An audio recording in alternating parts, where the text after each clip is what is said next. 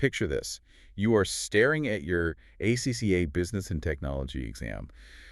You are reading this scenario about an accountant doing something just incredibly shady. Right. The commercial pressure is just, practically jumping off the screen. Exactly. And you know in your gut it is wrong.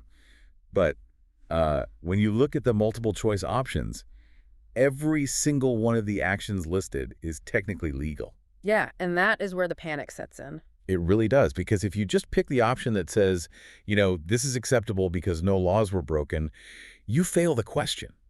That paralyzing feeling hits you that ethics is just this blurry subjective nightmare. It feels like you are guessing at a philosophy test. Right. A test where literally any answer could technically be right, depending on how you argue it. Yet your entire exam score and really your future professional career hinges on knowing exactly what the examiner wants you to say. Which is terrifying if you think it is just subjective.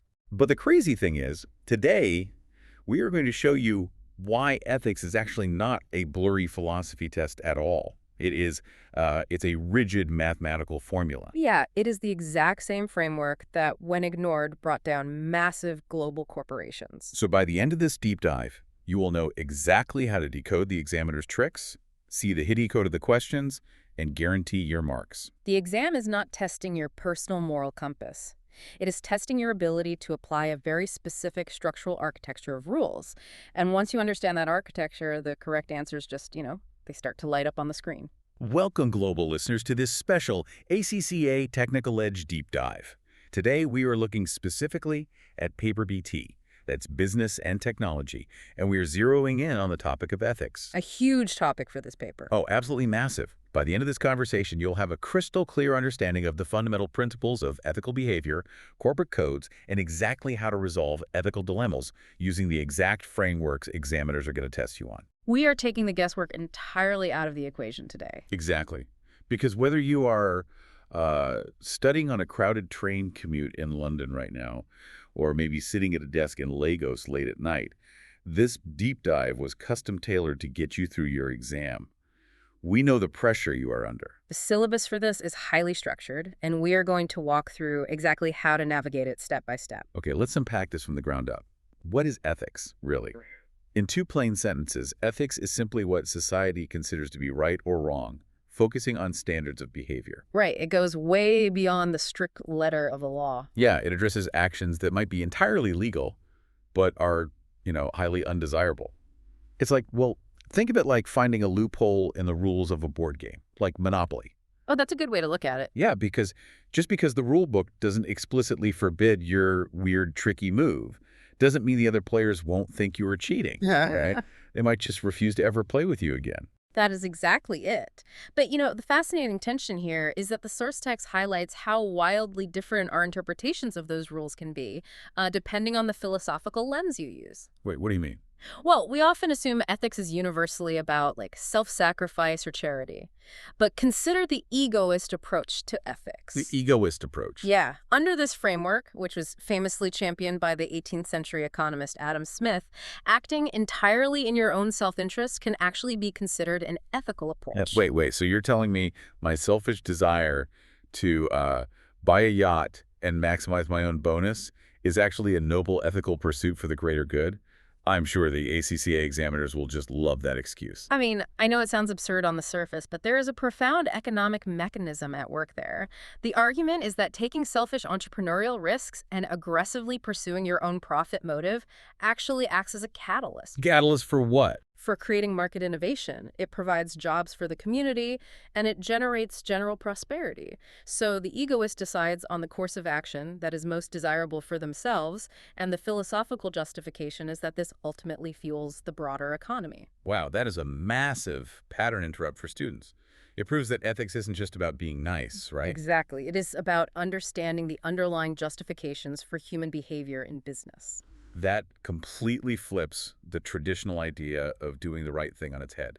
It introduces this massive tension between commercial pressure and professional boundaries. Yeah. So if the philosophy behind ethics can be this broad and highly debated, why do the examiners for the ACCA study guide, specifically sections F1 through F4, insist on making it such a core, non-negotiable part of the syllabus? Because the entire accountancy profession rests on one concept, which is fiduciary duty. fiduciary duty. Right.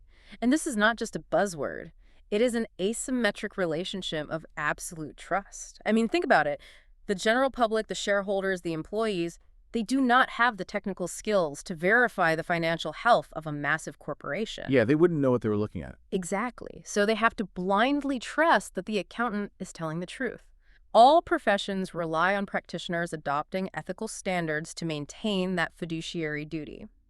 If an accountant just follows the bare minimum of the law, but behaves unethically to hide debt or inflate profits, well, society loses trust in the entire profession. And we have seen the devastating reality of that loss of trust in the real world, haven't we? Oh, absolutely. I mean, over the last 25 years, a lack of ethical adherence caused massive, devastating global corporate scandals.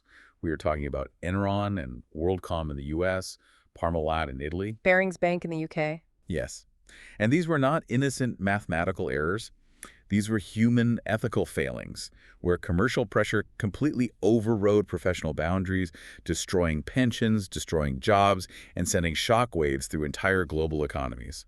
And that brings us to the mechanics of how the examiners actually test this reality, because they do not just ask you to recite the definition of fiduciary duty. Right, that would be too easy. Way too easy. They test ethics by forcing you into a corner with a conflict of interest. Give me an example of that. So, for example, they will present a scenario where an audit firm is making massive lucrative fees from consulting for a client, right? But they are simultaneously supposed to be providing an objective, independent audit of that exact same client's books. Okay. Or maybe an accountant is asked to advise a company that is trying to aggressively take over an existing client's business. Yes. They want to see if the student can identify the hidden threat in that commercial pressure. They are evaluating whether you know how to prioritize your professional duty to the public over your personal involvement or, your loyalty to your boss or the firm's profit margin. So they are basically testing your ability to navigate the gray areas using a very black and white framework. Let's break that framework down. We will take this slow and look at the three major layers of this topic. First, let's look at the theoretical level, approaches to ethics. Okay, so the text contrasts two primary philosophical approaches that you need to be able to identify. First is the duty-based approach. Also called the deontological approach. Exactly, the deontological approach. This philosophy argues that certain core duties are just absolute imperatives. You judge the action itself, not the outcome. Okay, so the action is what matters. Right, and within this, you have absolutists. For an absolutist, a duty like never lie or always maintain confidentiality is sacred. You never break it, even if breaking it would save the company. No exceptions. Zero. But then you have relativists. They operate under that same duty-based umbrella, but they will make exceptions for a noble cause. So kind of like lying to a terminally ill loved one who asks if they are dying, just to spare them emotional pain. The action of lying is generally wrong, but the relative context makes it acceptable in that specific moment. That is a perfect everyday example. Then, on the totally opposite side of the spectrum, you have the consequentialist or teleological approach. Teleological, okay. Here, the action itself doesn't actually matter at all. You define ethical behavior entirely by the outcome or the consequence. So the ends justify the means. Exactly. Utilitarians are the most famous example of this. They look for the course of action that benefits the vast majority or serves the greater good. So if a business has to close a factory and fire 500 people to save the jobs of 5,000 other employees across the company, a utilitarian argues that the painful action is ethically justified because the outcome serves the majority. Simply put, you are deciding whether an action is inherently right or wrong, or if the end result justifies the means. That's it in a nutshell. But wait, how on earth do you enforce abstract philosophy on a global profession? I mean, you can't exactly have accountants debating 18th century utilitarianism in a boardroom while they're rushing to close the month-end accounts. You have to turn it into a rule book. Which brings us to the second layer, the fundamental principles. Right. To put this philosophy into global practice, bodies like the International Federation of Accountants, the IFAC, and ACCA created a concrete rule book. There are 5 fundamental principles you absolutely must know inside and out. Okay, let's hear them. First, integrity. This means being straightforward, honest, and dealing fairly in all professional relationships. Second, objectivity. You cannot allow bias, conflicts of interest, or the undue influence of others to override your professional judgment. Makes sense. Third is professional competence and due care.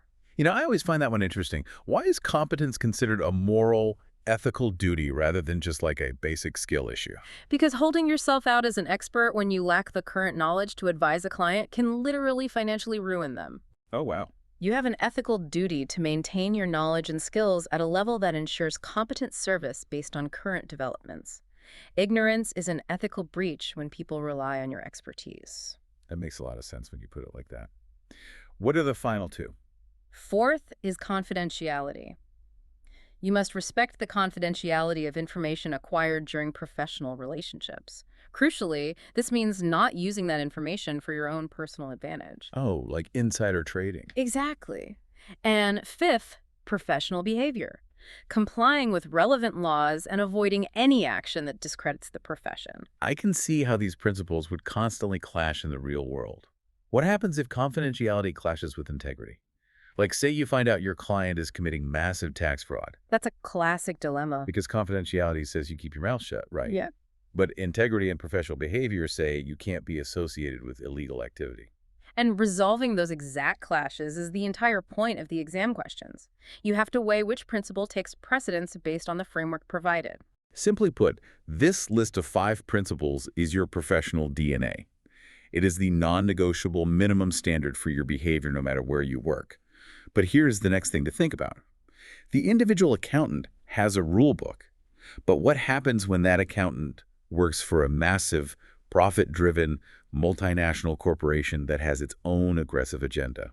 That leads us to our third layer, corporate codes of ethics. Because a single accountant's principles aren't enough to govern an entire organization, right? Corporate codes are how private sector organizations publicly communicate their values to all their stakeholders. So it's not just an internal thing. No, they take those high-level IFAC principles and translate them into specific operational business contexts. So it is not just, a nice motivational poster in the company lobby about teamwork. It is a functional mechanism. It creates a measurable standard. A typical corporate code outlines core values like openness, trust, honesty, and accountability, but then that actually applies them. But how so? It addresses how the company deals with its supply chain, perhaps legally assuring fair trade commitments to suppliers in emerging markets. It details employment practices, binding the company to equal opportunities and diversity standards. It even addresses the community, providing public assurances about how the company will handle environmental emissions. Simply put, a corporate code is a company's public, binding promise to the community about exactly how it will conduct its business. Now, here's where we get to the fun part. Let's take all this theory out of the textbook and drop it into a vivid, global, real-world scenario. Okay, let's do it. Imagine a dynamic, highly successful chief executive officer of a major multinational organization. Under his leadership, the stock price has absolutely soared, and the company is expanding globally. Everyone is making money. Everyone is happy, but suddenly, he gets caught up in a massive scandal regarding his personal life. It has absolutely nothing to do with the company's finances or operations. However, it is deeply embarrassing, and it is widely reported on national television and newspapers all around the world. This is a classic complex dilemma because the lines between personal conduct and professional duty are just totally blurred. The core question facing the board of directors is, should he resign? So let's walk through the analysis step by step, using the frameworks we just outlined. Let's start with step 1, analyzing this via the duty-based approach. Okay, so a strict duty-based argument would suggest that as the senior executive and public face of the organization, he has an absolute duty to adopt high moral standards both in and out of the workplace. Because he's the face of the brand. Right. Because he has fundamentally failed to meet those standards in his personal life, he has violated his duty. Therefore, regardless of how much money he makes the company, he must resign. It is clean, it's strict, and it allows for 0 exceptions. But let's look at step 2, analyzing this via the consequentialist approach. I want to genuinely work this out, because if a consequentialist only cares about the outcome, they would look at the damage, right? Yes. So option A is that he should resign because the consequence of him staying is ongoing reputational damage. The media circus continues.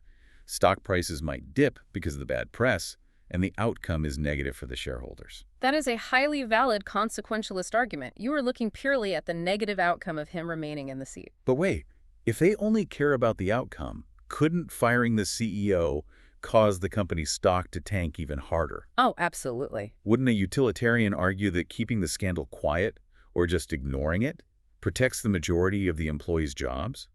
If he leaves, the company loses its visionary leader, the expansion halts, and thousands of people might lose their livelihoods just because of his personal mistake. You have just perfectly mapped out option B. A consequentialist could absolutely argue he should not resign. Yeah, they could argue that the short-term reputational damage is vastly outweighed by the long-term financial security he provides to the majority of stakeholders. Furthermore, the consequence of forcing him out sets a dangerous precedent that an individual's private life dictates their professional employment, which could harm the corporate culture long-term. So we have two completely different answers to the exact same dilemma. What does this all mean for the students sweating in the exam hall? If both frameworks can justify completely different multiple choice options, how on earth do they pick the right one? Well, here's the trick. In the exam, you will rarely be asked the subjective question of what the CEO should actually do. Oh, you won't? No. Yeah. You will be tested on identifying which ethical framework a specific stakeholder is using to justify their argument. The examiner will give you a paragraph of a board member's reasoning, for example, a board member arguing about protecting the majority of jobs, and you have to correctly label that argument as utilitarian, duty-based, egoist, and so on. Ah, that is the secret. You aren't playing judge and jury. You are an analyst labeling the argument. Which brings us perfectly to the single absolute biggest trap students fall into on this paper. Yes, this is huge. This is the moment to really pay attention because this misunderstanding costs students their passing grade every single sitting. The single most common mistake students make is believing that if an action is legal, it must therefore be ethical. They think the law and ethics are the exact same circle on a Venn diagram. And, it is completely understandable why this psychological trap works. When you are under severe time pressure in an exam, your brain naturally looks for a safe harbor. Yeah, you just want a clear answer. You look for strict objective boundaries to solve a messy dilemma. The law provides binary certainty. It is either legal or illegal. But ethics requires nuanced judgment. The text highlights a brilliant real-world example of this trap. The 2009 UK politicians' expenses scandal. Oh, this is the perfect example. Politicians were claiming reimbursement from taxpayer money for highly questionable personal expenses, like literally cleaning out the moats around their country estates or buying decorative items for second homes. It was ridiculous. And when the public found out, there was massive outrage. And how did the politicians defend themselves when confronted by the media? They stood at podiums and repeatedly stated that they had done nothing illegal. Right. They aggressively claimed they had followed the strict, literal wording of the parliamentary reimbursement rules. And they missed the point entirely. The general public did not care about the technical rules. The public still regarded the claims as entirely inappropriate, greedy, and therefore deeply unethical. The actions were completely legal, but they were highly undesirable. Ethics and the law overlap in many places, but they are not the same thing. And the examiner knows you want the comfort of the law. They exploit that psychological need. They will actively try to trick you with scenarios where a business action breaks absolutely no statutory laws, but fundamentally violates the spirit of the professional values we discussed earlier. So they will give you a multiple choice option that says something like, the accountant's action is acceptable because it complies with all local corporate legislation. If you see that sentence, massive warning bells should go off in your head. Exactly. You have to evaluate the action against the fundamental principles: integrity, objectivity, confidentiality, not just the legal code. Just because you can legally do something doesn't mean you should ethically do it. So knowing all this, give us the ultimate exam edge. When a student is sitting there staring at a massive, complicated paragraph outlining an ethical dilemma on their screen, what is their exact step-by-step playbook? Okay, the IFA code offers a specific structured framework for addressing ethical dilemmas. You can use this as your mental checklist in the exam room to cut through the noise. Here are 3 specific, actionable tips based on that framework. I am taking notes. Tip 1. Identify the facts and principles first. Before you rush to a conclusion about what the person should do, map out exactly which of the fundamental principles is under threat. Ask yourself, is this commercial pressure threatening their objectivity, or is it a threat to confidentiality? Naming the specific principle anchors your entire analysis. So don't just say this feels a bit wrong. Say this is a direct threat to professional competence. Yeah. That immediately grounds you in the syllabus. Exactly. I imagine a lot of students just skip ahead and pick the option that sounds the most heroic, like immediately blowing the whistle to the national media or dramatically resigning. Is there a safer, more systematic way to evaluate options? That leads directly to tip 2. Check your internal procedures. Jumping to the most extreme external action is almost always the wrong answer in the first instance. Okay, so what do you do instead? Always evaluate if the organization has an internal mechanism, like a formal grievance procedure, or a board of directors to whom you can disclose a conflict first. You escalate internally before you explode externally. That makes total sense. Examiners love to test if you know the proper chain of command and professional courtesy. And tip 3. Tip 3. Evaluate alternatives and consequences. The framework requires you to map out every possible course of action and its fallout before taking a definitive stance. Look at the dilemma from the perspective of all stakeholders, the client, the employer, the broader public, before deciding which action minimizes the threat to those fundamental principles. So by using this exact IFAC framework, you are no longer guessing. You aren't taking a shot in the dark based on your personal feelings. You have a structured, examiner-approved checklist that will give you a genuine mathematical advantage in the exam room. You just follow the steps, identify the principles, check the procedures, and evaluate the consequences. It completely transforms a subjective feeling of panic into an objective, controllable process. And that brings us full circle back to where we started. That heavy feeling of overwhelm, that fear of the blurry and subjective multiple-choice options.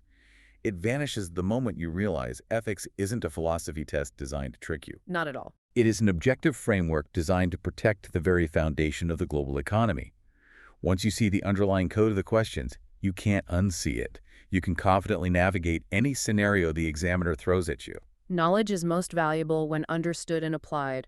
Your ethical choices today protect the trust of tomorrow.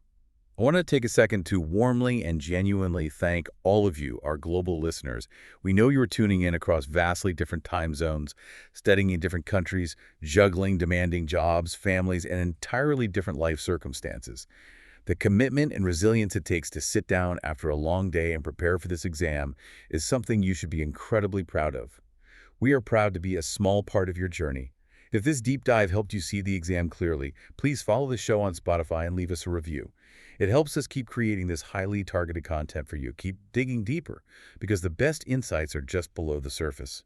Think about this with the revolution in communications technology. Corporate scandals are exposed faster and to more people than ever before. Is technology actually forcing us to be more ethical, or is it just forcing us to be more careful? Thank you for listening.